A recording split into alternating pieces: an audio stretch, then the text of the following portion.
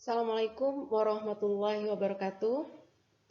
Anak-anak, pada hari ini kita masuk pada bab 4, materinya pernikahan dalam Islam.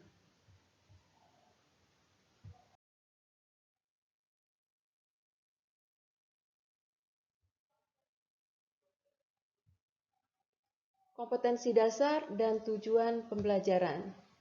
Kompetensi dasar 3.6 menganalisis dan mengevaluasi ketentuan pernikahan dalam Islam. 4.6 menyajikan prinsip-prinsip pernikahan dalam Islam. Tujuan pembelajaran yang pertama, meyakini kebenaran ketentuan pelaksanaan pernikahan berdasarkan syariat Islam. Yang kedua, menunjukkan sikap bersatu dan kebersamaan dalam lingkungan masyarakat sebagai implementasi ketentuan pernikahan dalam Islam. Yang ketiga, menjelaskan ketentuan pelaksanaan pernikahan berdasarkan syariat Islam dengan jelas. Yang keempat, menganalisis ketentuan pelaksanaan pernikahan berdasarkan syariat Islam dengan cermat dan teliti. Yang kelima, mengevaluasi ketentuan pelaksanaan pernikahan berdasarkan syariat Islam dengan jelas. Pembahasan pernikahan. Yang pertama, definisi. Yang kedua, dalil pernikahan. Yang ketiga, hukum pernikahan. Yang keempat, rukun dan syarat pernikahan.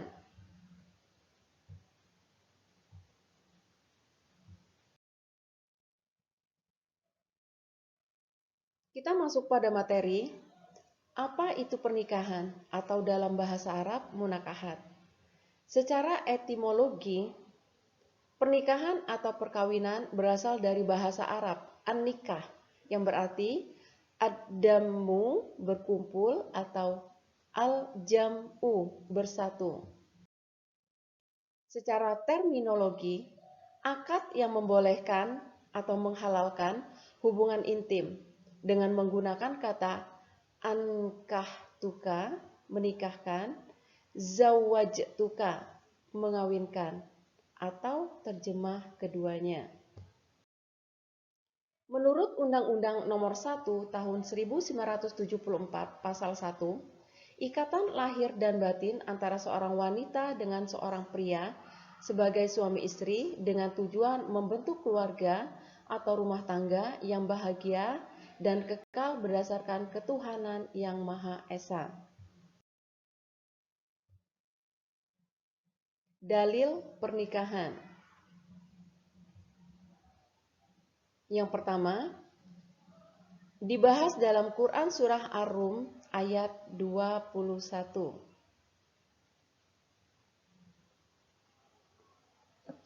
A'udzubillahi minasyaitonirrajim. Bismillahirrahmanirrahim.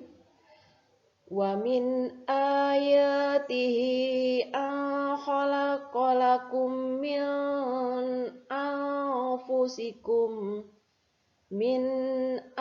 anfusikum azwajan litaskunu ilaiha.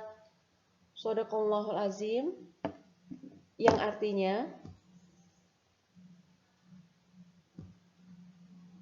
Allah menciptakan pasangan untuk dapat kita nikahi agar kita cenderung dan merasa tentram dengannya. Di sini berarti nikah melahirkan ketentraman dan kasih sayang. Yang kedua, dibahas dalam Quran Surah An-Nur ayat 32. A'udzubillahi minasyaitonirrajim. Bismillahirrahmanirrahim. Wa aqihul ayyama minkum was-solihina min ibadikum wa imaikum iyakunu fuqara yughnihimullah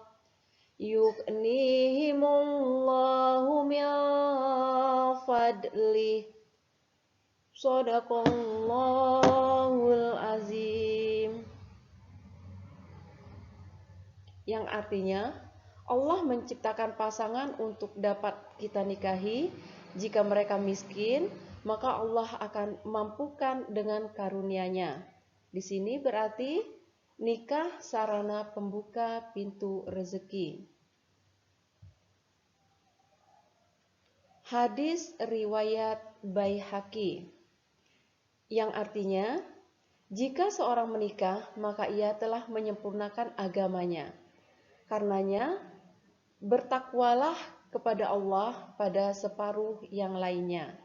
Di sini, nikah menyempurnakan agama. Hukum pernikahan yang pertama wajib. Apabila nafsu mendesak, mampu menikah.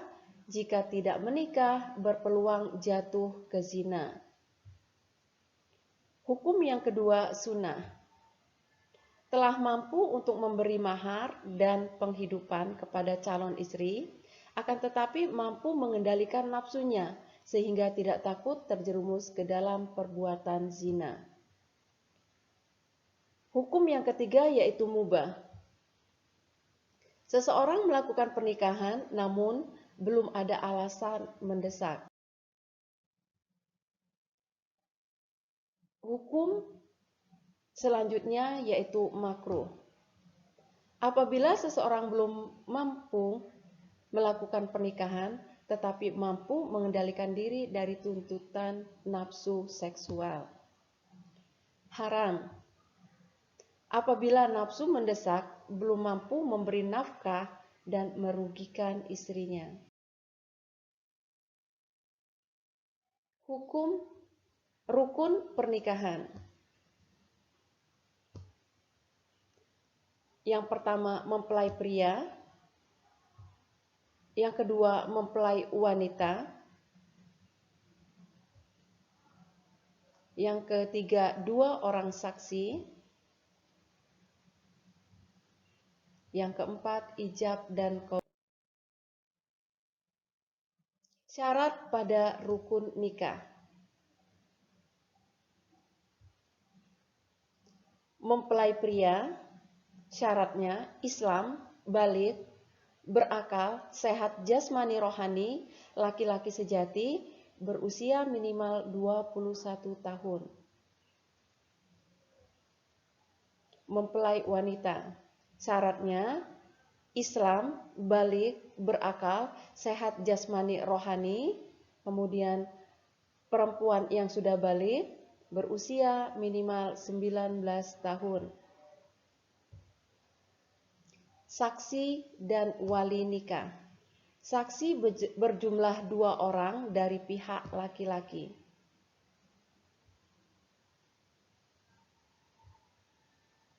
Ijab dan qabul. Ijab adalah pernyataan seorang wali nikah, sedangkan qabul adalah pernyataan menerima pernikahan dari seorang calon suami.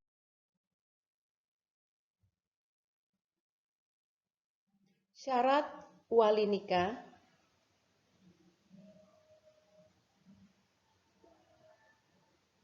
Yang pertama, beragama Islam. Yang kedua, baligh. Yang ketiga, berakal. Yang keempat, merdeka. Kelima, adil.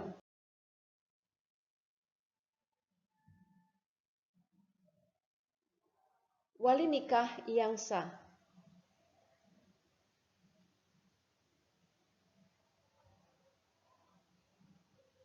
Yang pertama, wali nikah yang sah yaitu bapak kandung. Yang kedua, kakek. Yang ketiga, saudara kandung laki-laki. Yang keempat, saudara tiri laki-laki.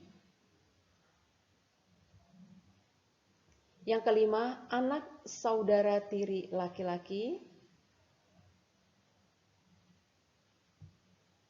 Yang keenam, paman dari pihak bapak. Yang ketujuh, anak laki-laki paman. Sekian pembahasan kita hari ini tentang pernikahan. Saya akhiri. Wassalamualaikum warahmatullahi wabarakatuh.